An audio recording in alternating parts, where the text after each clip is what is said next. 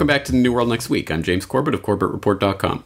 And I'm James Evan Pilato of MediaMonarchy.com. What happens to the internet on October 1st?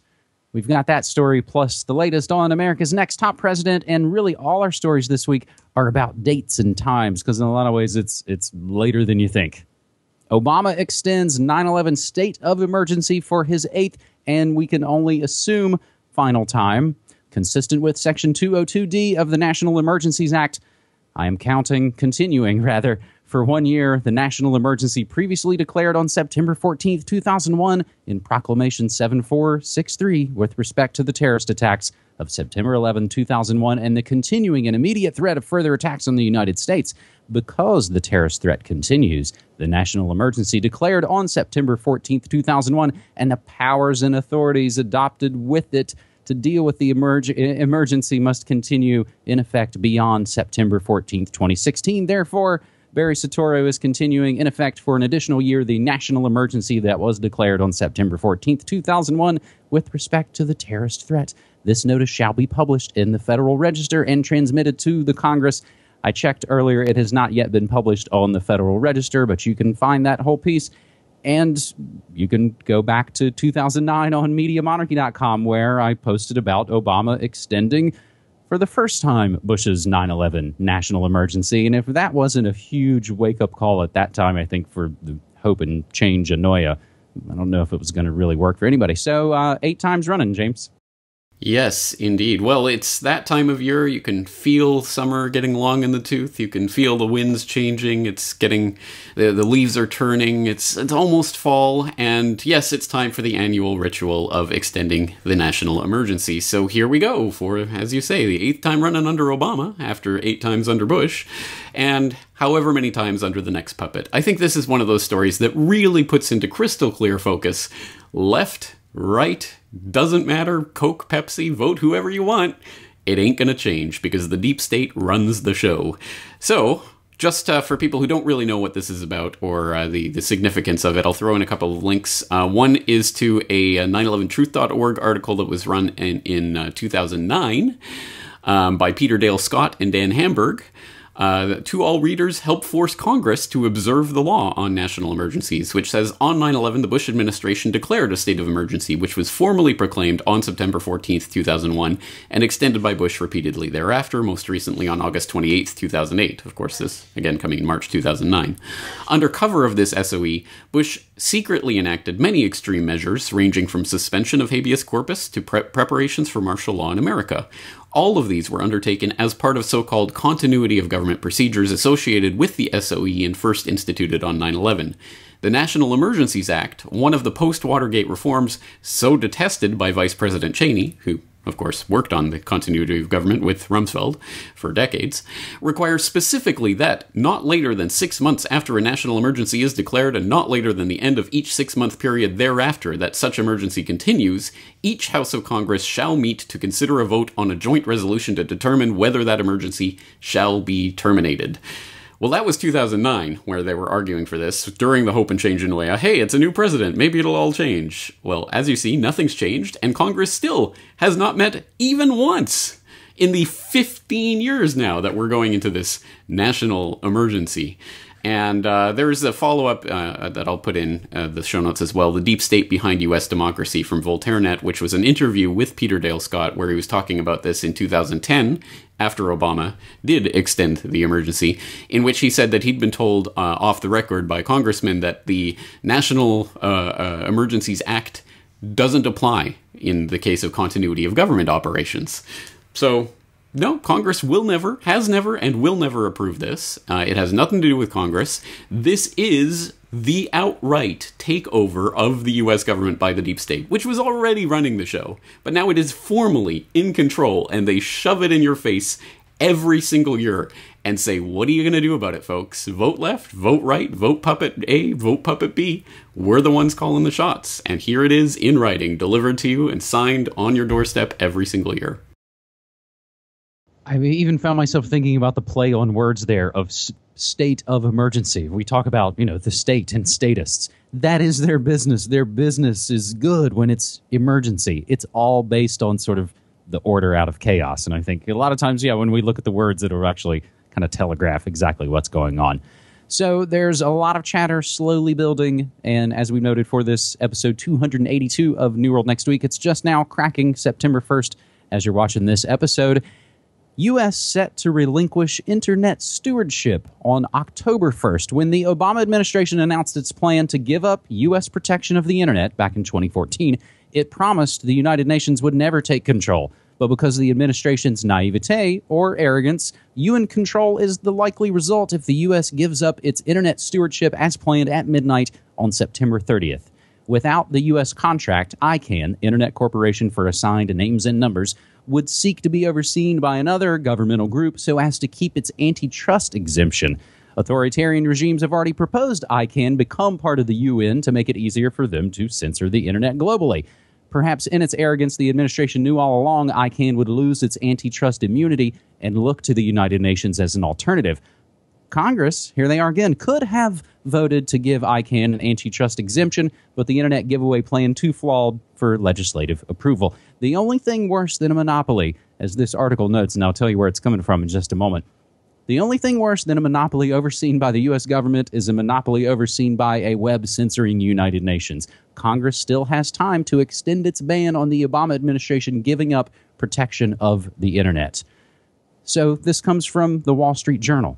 Now, if you start to Google, you'll find, or start to start page, or whatever controlled or uncontrolled search engine you like, you're still going to find the same article saying, we're giving away the internet. What are we going to do? So I'll include the Wall Street Journal article, and I'll also include Snopes, because they just say, despite what critics charge, the U.S. isn't giving away the internet, but relinquishing control over a critical component of its infrastructure.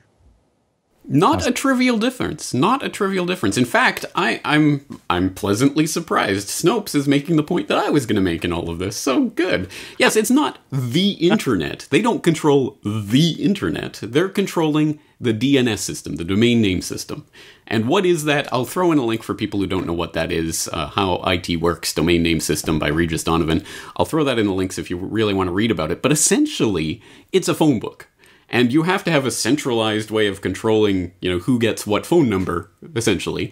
But all it is converting your 77.234.176.99 into MediaMonarchy.com so people can type MediaMonarchy.com and get to your website. Well, it's not that essential to the functioning of the internet. I mean, we've certainly incorporated it to the point where people would probably never go to any other system, but that's what it is. It's essentially a phone book. So if only there was a way to organize something like that in a decentralized manner without having centralized control by a body like oh wait, isn't that exactly what blockchain technology is about? Decentralized ledgers? So if only there was a way that we could use a decentralized blockchain-based ledger to create an alternative DNS. Oh wait, it's already been done. .bit is a top-level domain that is not managed by ICANN. It is managed on a blockchain, the Namecoin blockchain, and is administered in a decentralized fashion. There's no possible way that the ICE or any other government agency can come in and seize a .bit domain because there's nothing to seize because it's decentralized. That is the real answer here. And I've already done an interview on this. Interview 846 back in 2014, the censorship solution with Michael Dean, where we talked about the .bit top-level domain and how it works and why it's important and why it makes DNS irrelevant. It does not matter if it's UN-controlled or anything else because it is uncensorable. Obviously, I think we need to update this for this upcoming October 1st handover to make people aware of what this is about and what the solution really is. So I will be getting Michael Dean back on the show, I hope, to continue talking about that and update us about .bit. But that's what this is really about. And so, yes, I mean, this is an important story, but it's important to know there is a solution. There is an alternative. But that's not ultimately where kind of controlled conversations want to go. So was it last week or the week before we were talking about MacGuffins? We were talking about red herrings. Is this another situation where all the internet and all the different groups that call themselves all the different things get all up in arms about the wrong thing, maybe? In a way, because it's always looking back to centralized control. Oh, well, we want centralized control in the hands of the U.S. government, not in the hands of the UN. Hello, anybody listening? That does not make the fundamental difference. We want decentralized systems that do not rely on that central control. So yes, fundamentally, people have to get out of the mindset that they're in and realize there are solutions that are being worked on. They do require a bit of technical knowledge to understand how they're working, but honestly, if we don't put in that time and effort, then people who don't put in the time and effort deserve what they get. We'll put it that way. So to make a media analogy, which is the way I usually kind of put things, I don't know if we should leave links to it. There's a fantastic British show that was called The IT Crowd, and it skewered corporate culture and popular culture and tech, all of those things. One of the running gags throughout the series is that they trick their boss into thinking a little box is the internet. And no, she thinks that if, you hide the internet, let's hide. That seems like what this story is. They think the internet is just this box and it's this singular thing that we could turn it off or on or hand over, control to one place or the other. Our last story about times and dates and schedules on This New World Next Week, episode 282. Homeland Security wants to take over elections as critical infrastructure. Even before the FBI identified new cyber attacks on 2 separate state election boards, the Department of Homeland Security, coincidentally and fortunately for them, began considering declaring the election a critical infrastructure, giving it the same control over security it has over fantastic things like Wall Street and the electric power grid. The latest admissions of attacks could speed up that effort, possibly including the upcoming presidential election, according to officials. Quote, "We should carefully consider whether our election system, our election process, is critical infrastructure like the financial sector, like the power grid. There's a vital national interest in our election process, so I do think we need to consider whether it should be considered by my department and others critical infrastructure." Homeland Security Secretary Jay Johnson said at a media conference 1 month ago hosted by the Christian Science Monitor. So the fantastic thing is they're a month ahead of these hack attacks that they get to announce as America's next top president slowly heats up, James. So this is another situation where, I don't know, there's this ticking time bomb down to a thing that's not really what everybody thinks it is. Yeah, basically. And this is a nice, this is a nice kind of bow on the whole episode here, because we have the deep state coming out in the this state of emergency and saying, hey, we rule you. And we have the misdirection. The UN is taking over the internet, which is a misdirection.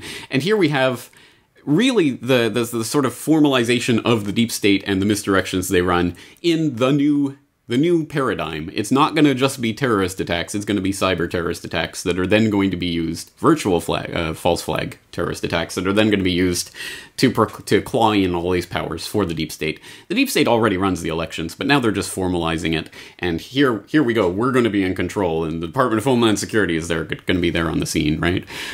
So this is, it's quite obvious what's going on here. There's going to be virtual false flag attacks on various election systems until people go, oh, what will we ever do? We need someone to take over the system. And again, I think like the second story, the real answer is to not participate in the phony rigged elections that change nothing fundamentally. You know what? If you really want to vote for one or the other of Team Coke or Team Pepsi, go for it. I couldn't care less, because your vote will not change a single thing, even if it was the deciding vote between Team Left and Team Right. It still won't change a thing. And by the way, your vote will not be the deciding vote. But anyway, go ahead and vote. But please, for the rest of the 4 years, don't just sit there and watch this as some sort of competitive sport. Oh, my team is winning, my team is losing, my team is doing this, my team is doing that.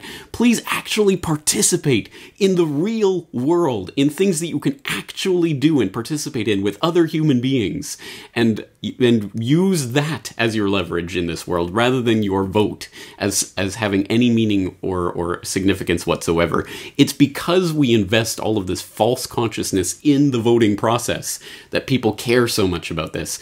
Ultimately, this isn't even an important story because the votes are already rigged. It changes nothing. Do things that actually accomplish something in the real world.